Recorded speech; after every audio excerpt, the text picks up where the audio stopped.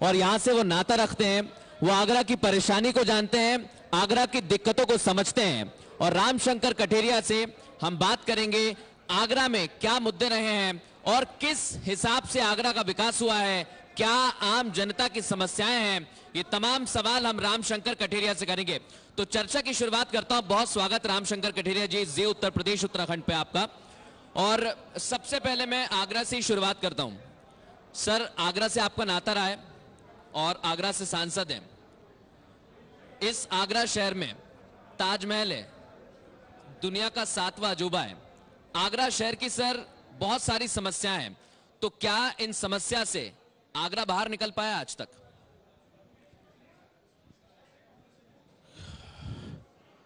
जहां तक आपने आगरा के ताजमहल की बात कही और आगरा के विकास की और आगरा की समस्याओं की बात कही है, मैं समझता हूं कि उत्तर प्रदेश में 1.5 साल पहले भारतीय जनता पार्टी की सरकार बनी और 4.5 साल पहले केंद्र में बीजेपी की सरकार बनी। और मैं कहूं कि इन 4.5 सालों का यदि मुझे हिसाब देना हो तो मैं कह सकता हूं, और इसलिए कह सकता हूं कि हम किसी की जब तुलना करते हैं तो हम पिछले जो सरकारें रही उससे भी तुलना करेंगे। और तब मेरे ध्यान में आएगा कि हमने 4.5 साल में आगरा में क्या विकास किया है और हम कहां पर खड़े हैं।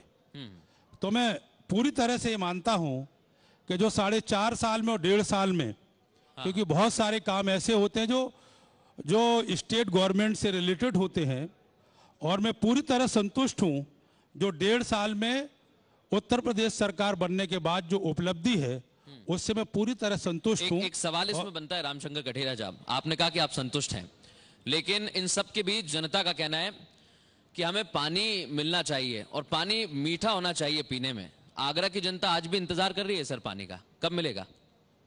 देखिए, आगरा की जनता के लिए ये खुशखबरी है कि, और आगरा की जनता जानती है कि यहां पर पानी के लिए 2 बड़े काम हो रहे हैं। एक काम ये हो रहा है कि लंबे समय से इस शहर की मांग ये थी कि यहां पर यमुना में बैराज बने। उस दिशा में कोई हम आंकड़े यहां से बैठ करके नहीं दे रहे। उत्तर प्रदेश सरकार में जैसे ही मुख्यमंत्री योगी आदित्यनाथ जी बने, हम लोग गए यमुना पर और यमुना पर बैराज बने, और इसके लिए 350 करोड़ रुपया डीपीआर सब कुछ कंप्लीट होकर के तैयार हो गया है। केवल एनजीटी के कारण वो टेंडर, उसका प्रोसेस पूरा नहीं हुआ है। ये कोई हम नहीं कह रहे हैं, ये खुल्लम खुल्ला कोई उससे जानकारी लगा सकता है। और दूसरा बड़ा मैं कह सकता हूं जो प्रयास था, मैं केवल ये भी नहीं कहूंगा कि ये प्रयास केवल भारतीय जनता पार्टी का है। पिछले जो सरकारें थी, चाहे वो बीएसपी की रही हो चाहे वो समाजवादी पार्टी की रही हो, उस काल में भी इस शहर में गंगा जल मिले, इसका प्रयास उस समय शुरू हुआ, जिसको पूरा करने की दिशा में योगी सरकार ने महत्वपूर्ण कदम उठाया और गंगा जल की पूरा प्रोसेस पूरा हो गया है। लाइनों का काम जो शहर में बिछनी चाहिए वो काम तेजी के साथ हो रहा है, और मुझे लगता है कि 1 महीना में गंगा जल शहर को उपलब्ध हो जाएगा। ये आगरा की जनता के लिए खुशखबरी होगी कि 1 महीने में हो जाएगा, और वादा आपने किया है। आगरा की जनता आपसे बाद में जवाब भी मांगेगी। जरूर जवाब देने के लिए मैं बैठा हूं, बिल्कुल, क्योंकि 2019 करीब है।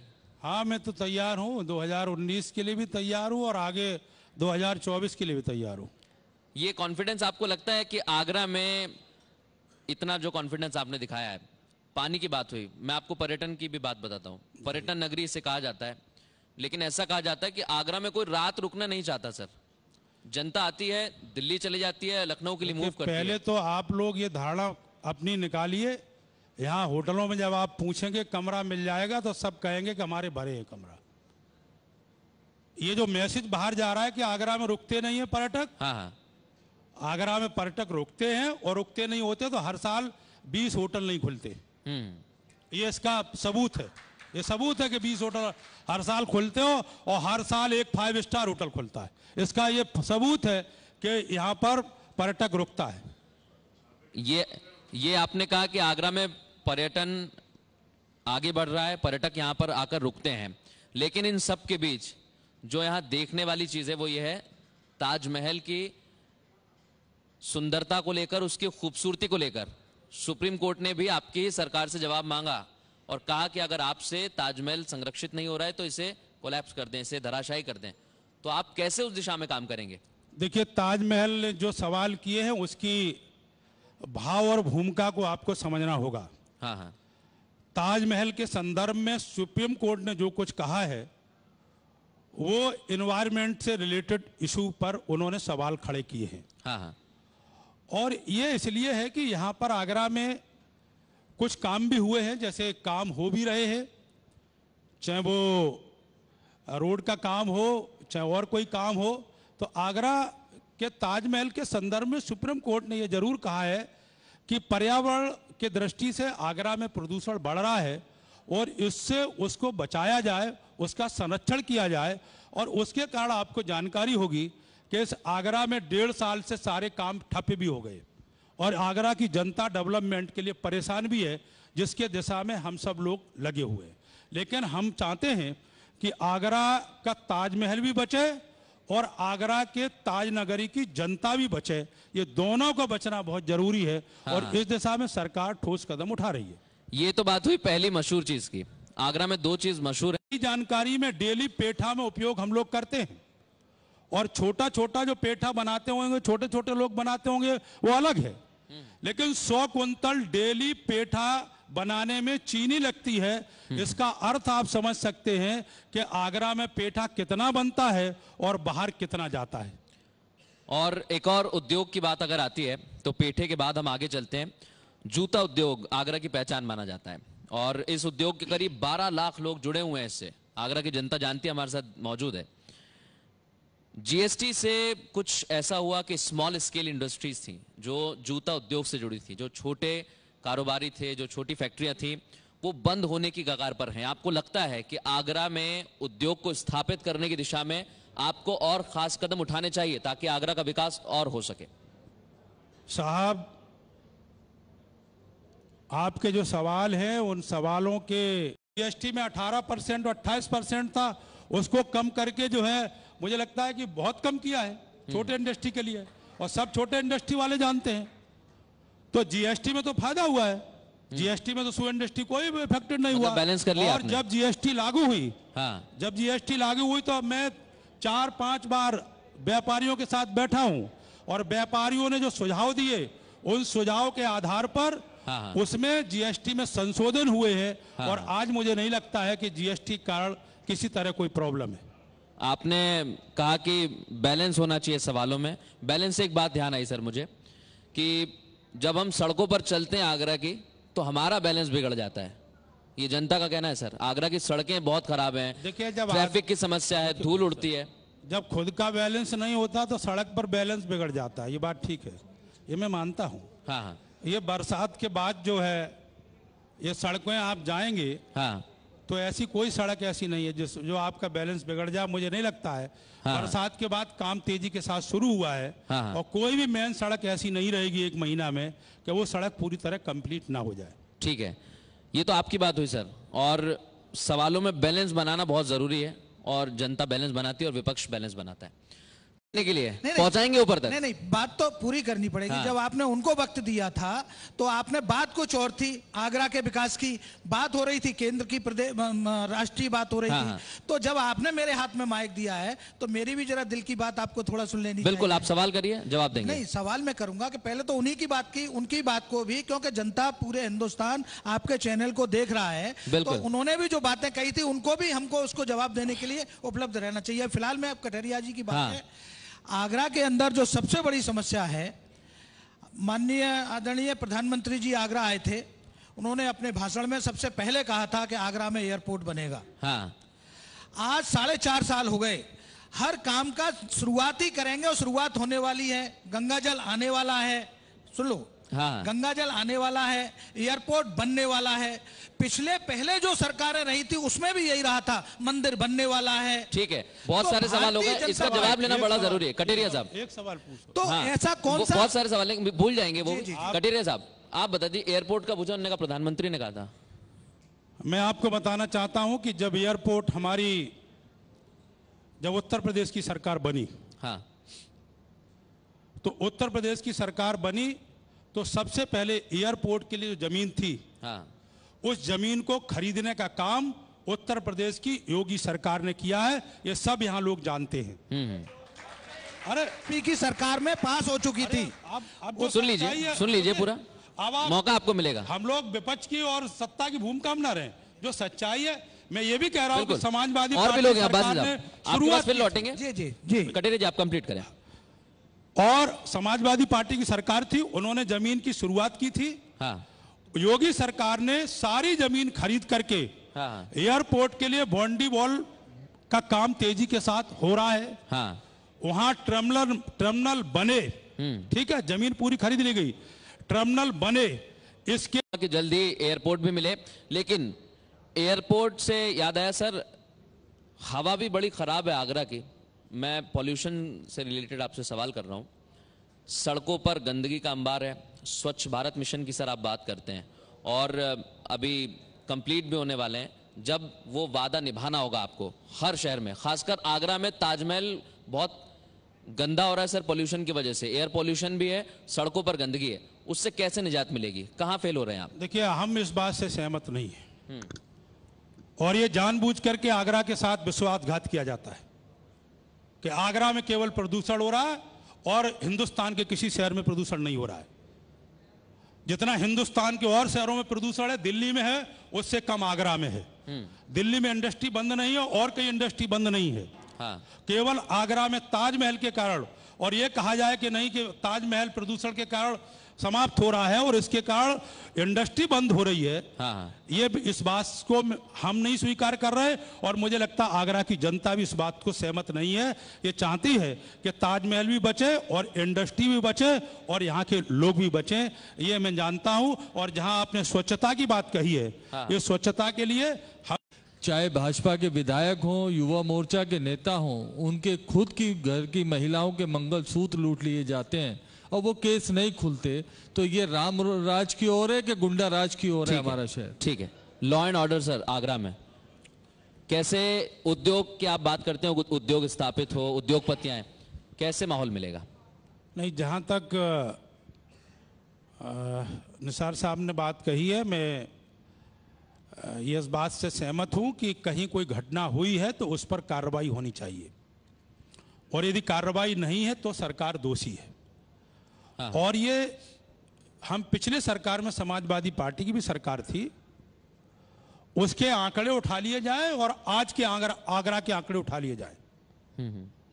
मुझे ये कहने में कोई संकोच नहीं है और ना किसी को खराब लगना चाहिए कि इसी आगरा के शहर के अंदर 6 महीने में एक हत्या हुई है। समाजवादी पार्टी के सरकार में इसी शहर में हत्या हुई है। मैं आज कह सकता हूं कि 1.5 साल में इस तरह की व्यापारियों के साथ कोई घटना नहीं हुई है। और लॉ एंड ऑर्डर रहना चाहिए, उस दिशा में ठोस कदम उठाए जा रहे हैं और सुधार की गुंजाइश है। मैं चाहता हूं कि और ठीक हो, इसकी आवश्यकता है, उसको और ठीक करेंगे। ठीक है, आपने बात कही है कि ठीक करेंगे, लेकिन हाल ही में चुनाव है 2019 में, और कई मर्तबा रामशंकर कटेरिया साहब, हमने सुना है कि आप इटावा वापस लौटना चाहते हैं, वहां से अपनी किस्मत आजमाना चाहते हैं। अगर ऐसा है तो आगरा क्यों छोड़ना चाहते हैं? आगरा, आपने ये बात कही है, मुझे लगता आपको नहीं कहना चाहिए थी। मुझे जिस आगरा ने 2 बार सांसद बनाया जब मैं कुछ नहीं था, आज तो मैं आगरा के जनता के कारण बहुत कुछ हूं। तो मुझे नहीं लगता कोई भी जनता यहाँ मुझे आगरा से बाहर मैंने कहा नहीं सर, मैंने कहा कि आपने कई मर्तबा ऐसा कहा है और हमने सुना भी है, इसलिए मैंने कहा कि आपका क्लियरेंस बहुत जरूरी है, जनता सामने बैठी जो है। कुछ भी सुना है, या तो वो पत्रकारिता की गंभीरता नहीं रही होगी या सुनने में कहीं प्रॉब्लम रही होगी। तो ये मान के चले 2019 में यहीं से किस्मत हम आजमाएंगे। यहीं से लड़ेंगे और यहीं से जीतेंगे। एक बात तो साफ कर दी रामशंकर कटेरिया ने कि टिकट इनको ही मिलने वाला है। आप क्यों नहीं ताली बजा रहे? हमें लड़े नहीं तो नहीं तो आप तो कम से कम बजाओ। मैं, हमारे साथ ध्रुव पाराशर मौजूद है जनता में, सवाल आया है उनका, वो भी सवाल करना चाहते हैं रामशंकर कठेरिया साहब से। ध्रुव पाराशर, उनको भी माइक दें और वो भी अपना सवाल दोहरा सकते हैं। क्या आगरा की समस्या से जुड़ा हुआ सवाल है? धन्यवाद। पहले तो माननीय उप मुख्यमंत्री जी एक बात कह रहे थे, उसको मैं जरूर उन्होंने कही, मैं भी कहूंगा। हाँ। उन्होंने कहा कि भाजपा के डर से और राहुल गांधी जी मंदिर, भोलेनाथ, राम जी सबको याद करने लगे। हाँ। और इससे पहले कभी आपने राहुल गांधी जी को भगवान के मंदिर में जाते देखा था? तो मैं तो एक बात कहूंगा कि मैंने इससे पहले मोदी जी को भी कभी किसी मस्जिद में जाते हुए नहीं देखा था, पहली बार देखा। ठीक है सर। दूसरी बात, एक सवाल मेरा सर से है, माननीय मंत्री जी से, कि आगरा में जूता उद्योग एक बहुत महत्वपूर्ण उद्योग है। बहुजन समाज पार्टी की सरकार में 900 बीघे जमीन में एक लेदर पार्क बनाने का काम शुरू हुआ था। हाँ। और आज आगरा का जो जूता उद्योग है वो 4000 करोड़ का करीब में एक डेवलप हुआ, एक केंद्र डेवलप हुआ है, जिसमें केंद्र सरकार ने लगभग 20 करोड़ या 18 करोड़ रुपया दिया है, और जिसके कारण वहाँ बहुत बड़ा एक केंद्र डेवलप हुआ है। ये आपको जानकारी हो, ये केंद्र सरकार ने 18-20 करोड़ रुपया देकर के उसे बनवाया है। ये जानकारी मिल गई होगी। अब मायावती जी का पक्ष रखा है, मायावती की सरकार की बात हुई। मायावती जी के खिलाफ आपने कहा था कि उन्होंने दलितों का सबसे ज्यादा नुकसान किया है, और मायावती ने ना सिर्फ अपना और अपने परिवार का ही फायदा किया है। और एक बात और कही थी सर, वो भी याद दिला दूं, कि मायावती किसी दलित के घर अगर एक वक्त का भोजन कर लें तो हम राजनीति छोड़ देंगे, ये शब्द थे सर आपके। तो ऐसा कितना गुस्सा है सर? देखिए, मैं पहली बात कहना चाहता हूं मायावती जी के बारे में, वो इसमें कोई संकोच नहीं कि उनके बारे में केवल मैं यही कहना चाहता हूं। मैंने ये बात जरूर कही थी कि बीएसपी में, क्योंकि जो राजनीतिक दल हैं वो लोकतांत्रिक व्यवस्था के तहत चलते हैं, और उस लोकतांत्रिक व्यवस्था को जो पार्टी स्वीकार नहीं करती है, तो सवाल चाहे बीजेपी हो, चाहे समाजवादी पार्टी हो, चाहे कोई सरकार, कोई पार्टी हो, तो सवाल खड़े होते हैं। मैं ये इसलिए खड़ा किया कि हमसे बीएसपी के कई लोग, कई हमारे मित्र भी हैं, उन्होंने कहा साहब बीजेपी, एक माने में बीजेपी के नेता अच्छे हैं कि बीजेपी के पार्षद के यहाँ भी कोई घटना हो जाती है, उसके परिवार में कोई खत्म हो जाए, कोई बात हो जाए, सुख दुख में बीजेपी के लोग वहां पहुंच जाते हैं। लेकिन हमारी बहन जी ऐसी है कि कोई बड़ा से बड़ा नेता भी मर जाए तो वहां भी वो पहुंच नहीं सकती हैं।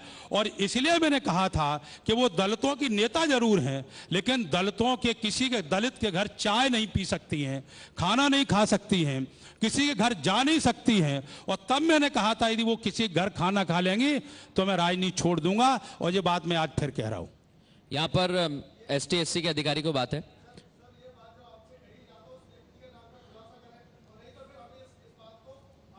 नहीं सर, देखिए आरोप प्रत्यारोप लगते रहते हैं, अगर सबूत लेकर सब आ जाएंगे तो स्थिति बहुत खराब होगी। जनरल बात कही, सामान्य बात कही। ठीक है कटेरिया साहब, मेरा अगला सवाल यह है, मैं आपसे ST-SC से जुड़ा हुआ सवाल करना चाहता हूं। मैं केवल इतना कहना चाहता हूं, आगरा मानी जाती है बीएसपी का गढ़ माना जाता है। किसी एक के घर वो यदि चाय पी होगी तो मुझे बता दो, तो मैं अभी यहां से उठ जाऊंगा। चलो ठीक है, हाँ तो हम तो सवाल का जवाब दिया साहब। ठीक है, जनता के बहुत सारे सवाल हैं, तो एक और सवाल हम जनता का ले लेंगे। लक्ष्मी स्वरूप मित्तल, शहर अध्यक्ष समान अधिकार पार्टी के, आगरा की क्या समस्या है वो भी सवाल रखना चाहते हैं। मैं सहयोगी से जी।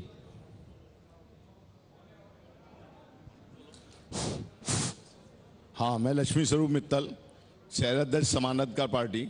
मैं ये पूछना चाहता हूँ कि एयरपोर्ट के बारे में मुझे जानकारी हुई है कि फॉरेस्ट विभाग ने अभी तक अनुमति नहीं दी है, जबकि केंद्र में और प्रदेश में हमारी सरकार है, तो ये कब तक मिलेगी? दूसरी बात, यहाँ शहर में जगह जगह कूड़ा जलता है, जिसके कारण शहर प्रदूषित हो रहा है और ताजमहल पर बुरा असर पड़ रहा है, तो वो कब बंद होगा? ठीक है, आपने कहा कि एयरपोर्ट के बारे में केंद्र और प्रदेश में बीजेपी की सरकार है, हम लोग पूरी ताकत से लगे। आपको विश्वास दिलाता हूं,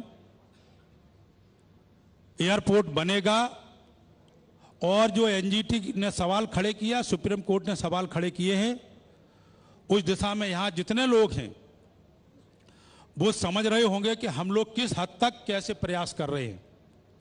और मुझे उम्मीद है कि जो एयरपोर्ट बनने में या हॉस्पिटल बनने में या इंडस्ट्री लगाने में जो कठिनाई हो रही है, उसे हमें सफलता मिलेगी। और हम एयरपोर्ट ये चुनाव से पहले देखिए, बाउंड्री वॉल का काम हो गया है, सब कुछ टेंडर हो गया है, सारा प्रोसेस हो गया, आप जानकारी कर लीजिए, पैसा स्वीकृत हो गया है। बस केवल एनजीटी का ये सवाल उठ जाएगा, उसी दिन से काम बिल्कुल और टर्मिनल का, हवाई अड्डे का शुरू हो जाएगा। और दूसरा, आपने कहा कि जो लोग आग जलाते हैं उससे धुआं होता है, ये मुझे लगता है हम सब शहरवासियों की जिम्मेदारी है कि हम आग न जलाएं और प्रदूषण न करें। ठीक है, मेरा एक सवाल और है सर, यहाँ पर ST/SC के अधिकारियों की भी बात आई थी, उनकी समानता की भी बात आई थी। अलीगढ़ विश्वविद्यालय में ST/SC के आरक्षण को लेकर आपने बहुत ज्यादा विशेष रुचि दिखाई है उसमें, कई बार MU प्रशासन से बात भी हुई है आपकी, लेकिन कोई रास्ता नहीं निकला सर, आगे क्या रणनीति है? शब्बीर साहब 2 मिनट बैठ दो, आपके चाय पीने आऊंगा बाद में। एक सवाल आपने किया है, बहुत महत्वपूर्ण सवाल है। हाँ, और सवाल यह है कि अलीगढ़ यूनिवर्सिटी में अनुसूचित जाति के और पिछड़े जाति के छात्रों को रिजर्वेशन नहीं मिल रहा है। मैं कमीशन का चेयरमैन होने के नाते मैंने अलीगढ़ यूनिवर्सिटी को नोटिस जारी किए थे और इनसे सवाल पूछा था कि आखिर में रिजर्वेशन क्यों नहीं दे रहे हो।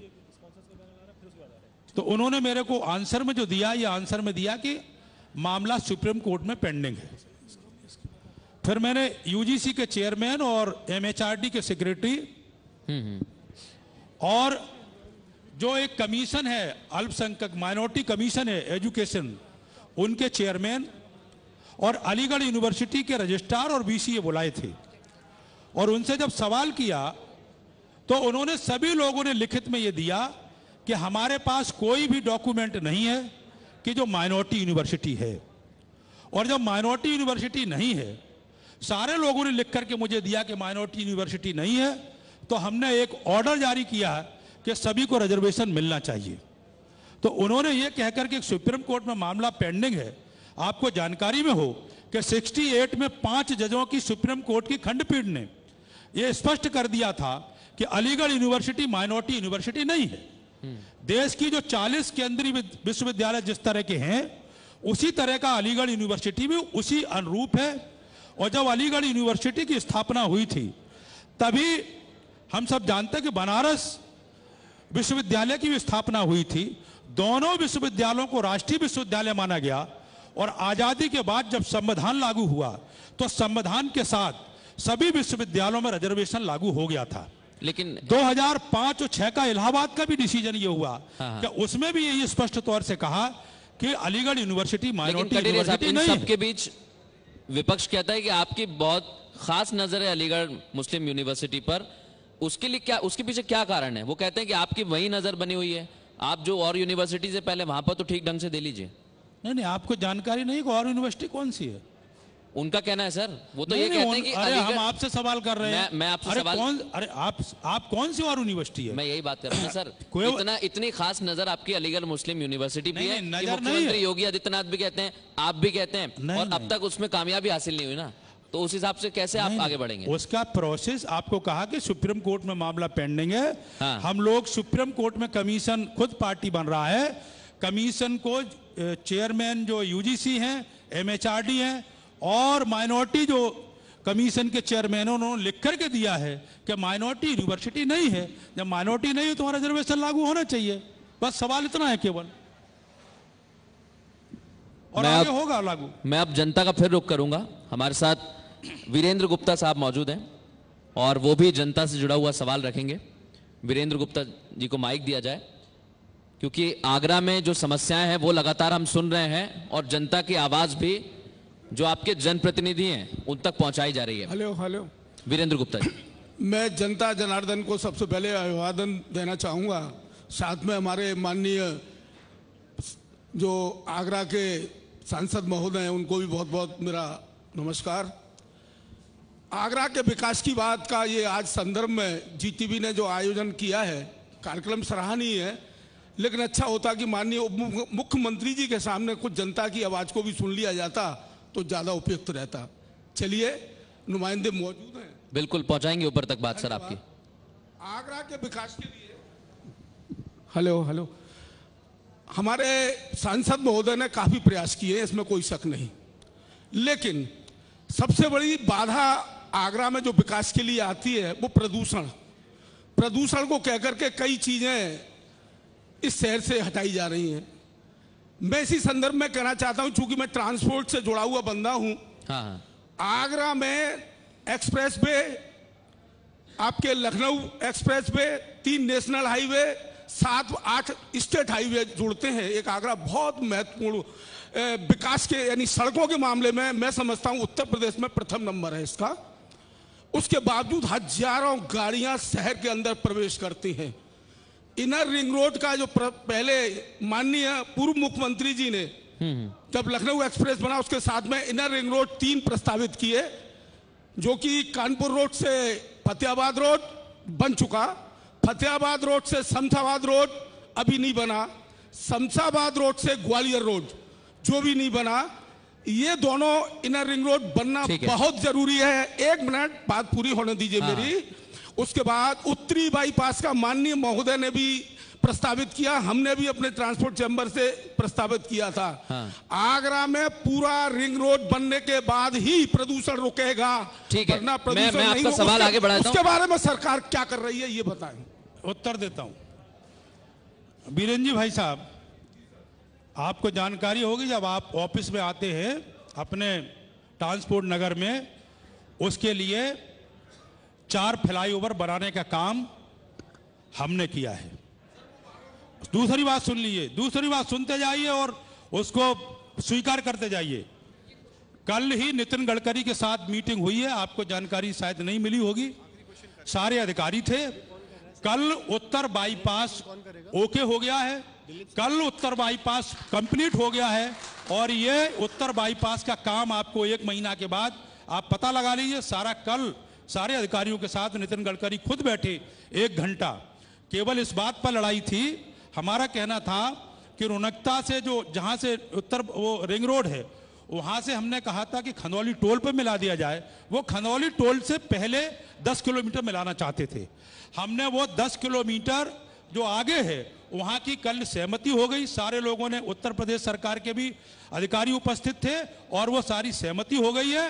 और आपको एक्स्ट्रा में एक रोड जो स्वीकृत हुई है वो ये हुई है कि खंदारी से खनौली तक, इसको भी सीधा खंदारी से खनौली, समझ रहे हैं आप, माने केंद्रीय हिंदी संस्थान से सीधे, इसको भी कल हम लोगों ने स्वीकृत कराया है कि जिससे शहर की जनता एतमादपुर पे जो चढ़ती है यमुना एक्सप्रेस वे पे, आधा शहर सीधे खंदारी से सीधा खनौली चला जाए, ये भी हमने जुड़वाने का काम। ये बिल्कुल, ये तालियां बता रही हैं कि दूसरी बात, आप सवाल का जवाब भी मिल गया है। जो बीच में आपने कहा शमशाबाद वाला रोड कंप्लीट है। समाजवादी पार्टी सरकार ने पैसा भी दे दिया था, जमीन भी ले ली थी, मैं उनकी प्रशंसा भी करता हूं, और उसका काम अभी रुका हुआ। एक आखिरी सवाल मैं कर रहा हूं आपसे, पूरा 1 मिनट बस, बहुत संक्षेप में पूरा करें। बहुत संक्षेप में, वो काम जो शेष काम है वो शेष सारा पैसा दे दिया गया है, अभी कुछ किसानों ने रोका है, वो काम चालू हो जाएगा। और कल ही ग्वालियर रोड के 4 लोग थे, उस संदर्भ में गए थे, कल ही NHI ने उस रोड को भी 7 किलोमीटर के टुकड़ा को भी सहमति दे दी है और उसको भी बनाने के काम शीघ्र शुरू हो जाएगा। ये आपको ये मौका कटिरिया साहब आपको मिशन 2019 में मिलने वाला है, क्योंकि आपने टारगेट दिया है 74+ का, तो उस दिशा में क्या 2014 से भी अच्छी बड़ी जीत होगी? और एक सवाल और सर, हाल ही में आगरा में बैठक हुई थी बीजेपी अनुसूचित जाति जनजाति मोर्चे की, और सीएम योगी के साथ बड़े नेता भी शामिल हुए थे, तो क्या उस बैठक में वही रणनीति बनी थी, 2014 से बड़ी जीत होगी 2019 में? मुझे लगता है कि आपने जो सवाल किया कि 2014 से भी बड़ी जीत होगी, तो ये शहर की जनता का आशीर्वाद से हमारी 14 में जीत हुई थी। माननीय मोदी जी के आशीर्वाद से जीत हुई थी, पार्टी के कारण जीत हुई थी। ये तो जनता तय करेगी। लेकिन इस बार जनता को तय करना मुश्किल है ना, क्योंकि महागठबंधन भी हो रहा है। आप जिस महागठबंधन को दबी जबान से डरे डरे बोल रहे हो, उससे ज्यादा वो दोनों लोग डर रहे हैं।